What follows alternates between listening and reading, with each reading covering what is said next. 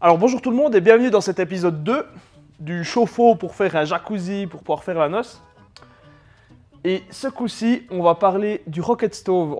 Rocket Stove fait par Barnabé.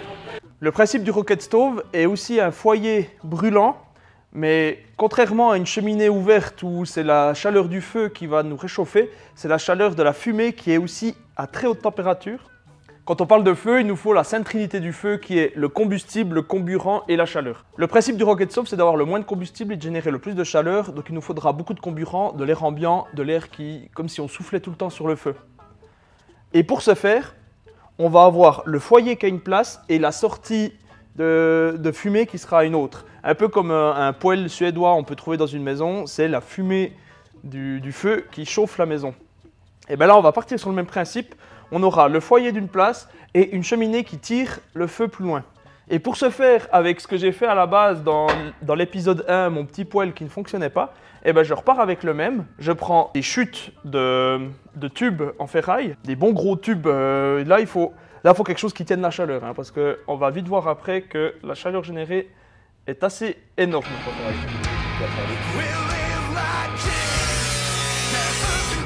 Easy quoi.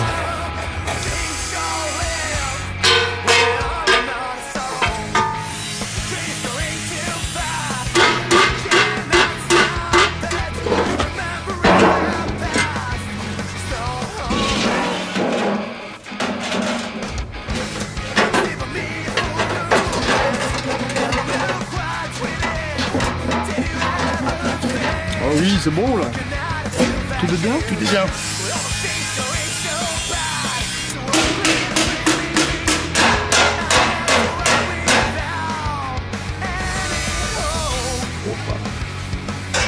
Il n'y a plus qu'à.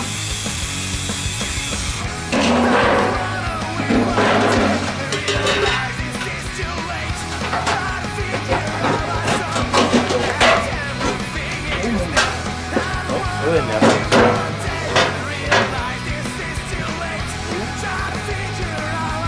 C'est simple comme bonjour, Tats. Hyper facile. Il n'y a qu'à voir, depuis le début de la vidéo puis maintenant, la lumière n'a pas du tout baissé quoi. C'est pas du tout écoulé 4 heures. Et lorsqu'on fait ce petit bricolage, on peut voir pourquoi on appelle ça un poêle roquette ou un poêle dragon. C'est par rapport au bruit qu'il fait. Et ça, C'est tout bonnement magnifique. Du poêle dragon, je sais pas si on l'entend. on peut voir qu'avec même des découpes approximatives, parce que j'y suis allé un peu comme un bourrin, et le fait de découper du rond pour que d'autres ronds viennent à l'intérieur, c'est une horreur. Donc si je peux vous donner un conseil, si vous arrivez à trouver des tubes carrés, ça sera déjà beaucoup plus simple pour les découpes. Et pour la cheminée, n'utilisez pas de l'aluminium. Moi je touche plus rien là au fond. Ah ouais, regarde là au fond, il y a une flaque d'alu.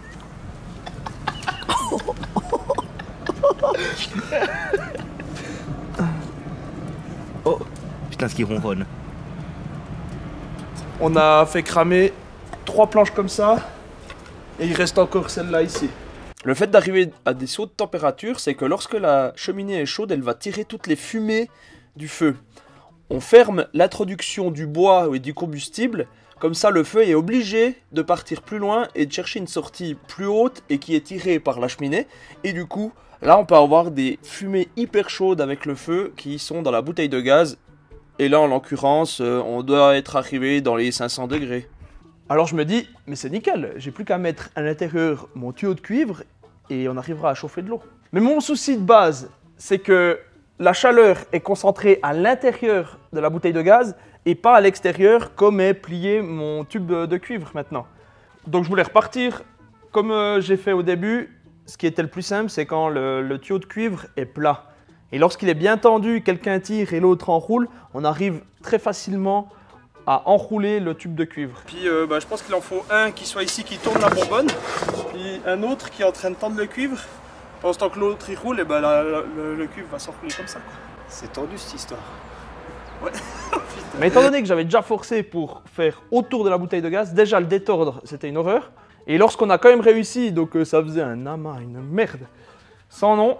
Il fallait le replier assez petit pour qu'il puisse rentrer à l'intérieur. Alors je suis retourné dans des déchetteries pour trouver une bouteille de gaz qui puisse rentrer dans la bouteille de gaz et qu'il y ait encore l'espace pour avoir le tube tout autour. Et là, l'horreur s'est fait, c'est qu'on a pété complètement, on l'a plié, le tuyau de cuivre. Et il fallait trouver encore plus petit pour que ça aille à l'intérieur, c'est les bouteilleception, vous voyez. Et c'est là où on a eu un peu le plus de mal, c'est à enrouler autour de la toute petite bouteille de gaz. C'est très dur. On a essayé de mettre de l'eau à l'intérieur, il pliait tout pareil, il faut vraiment faire gaffe. Lorsque le tuyau de cuivre est déjà enroulé, le dérouler et le renrouler encore une fois, c'est une horreur. Donc réfléchissez bien, faites pas comme moi. Réfléchissez bien comme on voulait faire de base et ça ira très bien. Et du coup, ça tourne. Chaque année, je fais mon anniversaire dans le jardin où on fait des grillades et puis là, le jacuzzi.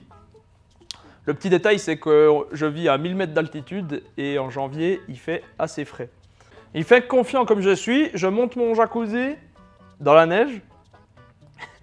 J'oublie d'enlever la neige sous la bâche du jacuzzi. Du coup, toute l'eau que j'ai chauffée, c'était juste pour faire fondre la neige en dessous. Je l'ai allumé à 9 h du matin et à 21 h, on a pu se baigner avec les copains. J'avoue, elle n'était pas à 40 degrés comme un jacuzzi peut l'être. Je pense qu'on était autour des 25 degrés. Et le gros souci que j'ai eu avec mon Rocket Stove, plus le tuyau de cuivre à l'intérieur, c'est que le tuyau de cuivre bouche la sortie d'air, la pelle de cheminée. Alors à un moment, je me suis un peu énervé. J'ai demandé à ma copine si son fun lui tenait à cœur. Et j'ai utilisé un fun à l'entrée d'air du Rocket Stove. Et là, on est arrivé sur quelque chose, c'était assez bourrin.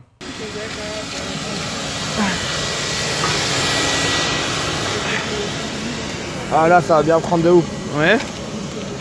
Ils sont en train de prendre au centre. Ah, ça me fait plaisir, Yann.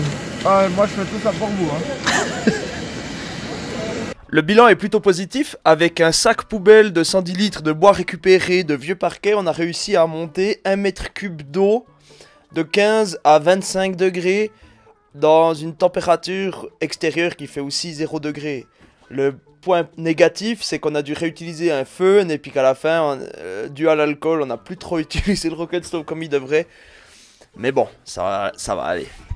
J'ai déjà ma petite idée pour les prochaines modifications. Pouvoir créer le Rocket Stove, utiliser le moins de combustible possible et surtout ne pas être obligé d'avoir un fun. C'est ma copine qui sera contente déjà à la base et moi aussi. Je sais que beaucoup de youtubeurs le disent, mais mettez en commentaire si des fois ça vous plaît. Moi, j'aime bien faire des petites vidéos comme ça. Je vais faire les prochaines avec le montage du jacuzzi et le Rocket Stove encore modifié, qui sera fonctionnel cette fois, j'espère. Et après, j'ai d'autres idées de Rocket Stove que vous pourrez déjà voir sur la chaîne de Barnabé. J'arrête pas de m'inspirer de lui, mais c'est tellement génial ce qu'il fait. Alors, je vous dis à la prochaine. Pas de folie avec vos corps et ciao, bye, bonne. Si tu te posais la question si le fun avait survécu. Bon, il est un peu cramé, je sais pas si on voit.